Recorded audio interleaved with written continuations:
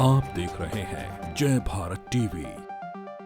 विभिन्न मांगों को लेकर उपनल कर्मी आज विभागीय मंत्री गणेश जोशी के आवास पर पहुंचे हैं, लेकिन इनकी मुलाकात नहीं हो पाई है। भीतर इनको नहीं जाने दिया गया है। घेराव का इनका आज का कार्यक्रम था और मंत्री इस समय मौजूद नहीं है, लेकिन ज्ञापन अपना इन्होंने दिया। हम लोग बातचीत करेंगे क्योंकि उपनल कर्मियों को बाहर करने का करीब 7,000 उपनल कर्मी 5,000 उपनल कर्मी ऐसे हैं जो रडार पर हैं, जिनकी तनख्वाह लंबे समय से जिनको नहीं मिली है। पैसे वित्तीय संकट की बात कही जा रही है। तो क्या अगला कदम इनका रहने वाला है, हम लोग बातचीत करेंगे। क्या आपका शुभ नाम है? मेरा नाम विनोद गोदयाल है। मैं प्रदेश संयोजक उपनल संयुक्त मोर्चा। विनोद जी, क्या मांगे हैं आपकी? मंत्री से मुलाकात हुई आज? मंत्री जी से मुलाकात नहीं हो पाई। आज पता चला कि मंत्री जी क्षेत्र में गए हैं, तो उधम सिंह नगर गए हैं, और हमने आज सिटी मजिस्ट्रेट के माध्यम से हमने एक ज्ञापन दे दिया है अपनी मांगों के संबंध में। देखते हैं, अगर उसमें भी कार्रवाई नहीं होगी तो आगे हमने एक स्टेप उठाने को तैयार होंगे। आज हमारी जो यहाँ मंत्री जी का आवास का घेराव था, आज खाली हमारे प्रदेश पदाधिकारी का था, हमने पूरे उसका आह्वान नहीं किया था। अगर इसमें भी नहीं मानती, सरकार नहीं मानती है, तो हम अनिश्चितकालीन धरने पे जाने के लिए मजबूर हो जाएंगे। क्या कितने लोगों की नौकरी जाने वाली है? क्योंकि बीच में शासन स्तर से खबर आई कि करीब 5,000 उपनल कर्मी ऐसे हैं जो बिना जो पद स्वीकृत थे उनके अगेंस्ट वहाँ पर रखे गए हैं। तो ऐसे लोगों को पैसे का संकट आ रहा है। बहुत सारे कर्मचारी ऐसे हैं जिनको लंबे समय से पैसा नहीं मिला। देखिए, 5,000 आप जो कह रहे हैं, 5,000 नहीं, उसमें कम से कम 8,000 कर्मचारी हमारे उस जो शासनादेश है उसमें प्रभावित होंगे।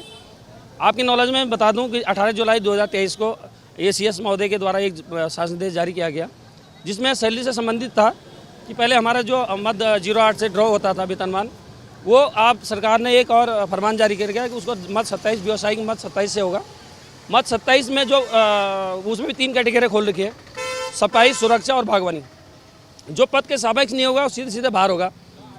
और मैं सरकार से पूछना चाहता हूँ कि आपने जो सडनली एक फरमान जारी किया, आज हमारे उस रडार में जो 7,000 कर्मचारी हैं, कम से कम 10-12 साल से वो नौकरी कर रहे हैं। आज आपको याद आ रही कि ये पद के सापेक्ष नहीं है। क्यों? आप 10 साल से कहाँ थे? जिस अधिकारी ने उसने लगाए पद नहीं थे, क्यों लगाया आपने? आप एक तरफा कार्रवाई क्यों कर रहे हैं? उन कर्मचारी क्यों हटाया आपने?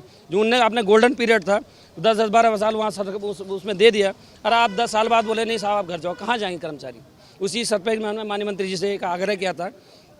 6 सितंबर को हमारे एक विधानसभा घेराव हुआ था, उसमें माननीय मंत्री जी के द्वारा हमारे प्रतिनिधिमंडल में एक वार्ता की गई थी, जिसमें सचिव सैनिक कल्याण भी थे, और मंत्री जी द्वारा आश्वस्त किया गया था कि हम जो है आपके मांगों के जायज़ मांगों के संबंध में एक उप समिति गठित करेंगे, और वो उप समिति आज तक गठित नहीं हुई, जिसके सापेक्ष में आज हमने माननीय मंत्री घर का घेराव करने के लिए मजबूर होना पड़ा। क्या अब आगे क्या करेंगे आप लोग? क्योंकि बहुत बड़ा संकट है। 7,000 अगर उपनल कर्मचारी हैं तो उनके परिवार भी जुड़े हुए हैं, तो ये हजारों लोगों के जीवन का संकट सामने खड़ा हुआ है। देखिए, अगर सरकार इसमें भी नहीं चेतती है तो हम एक संयुक्त मोर्चा की एक बैठक होगी, जिसमें बड़ा निर्णय लेने के लिए हमको मजबूर होना पड़ेगा, और उसकी सारी जिम्मेदारी शासन प्रशासन की होगी। हम सारी इमरजेंसी सेवाएं बाधित कर देंगे, और जिसका खामियाजा सरकार को भुगतना पड़ेगा। चलिए, सरकार को खामियाजा भुगतना पड़ेगा। बड़ी संख्या में आज ये लोग उपनल के कर्मचारी यहाँ पहुँचे थे। मंत्री, चूँकि विभागीय मंत्री हैं गणेश जोशी, बीच में पहले भी उनसे मुलाकात हुई।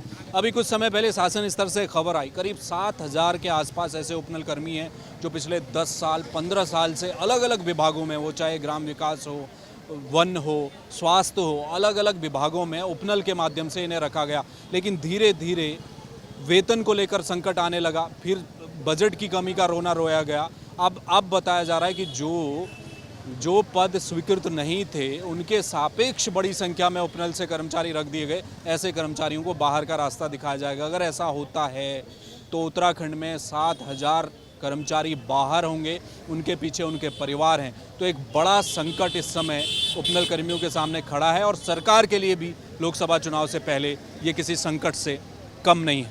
कैमरा मयूर उपाध्याय के साथ हेमभट्ट, जय भारत टीवी।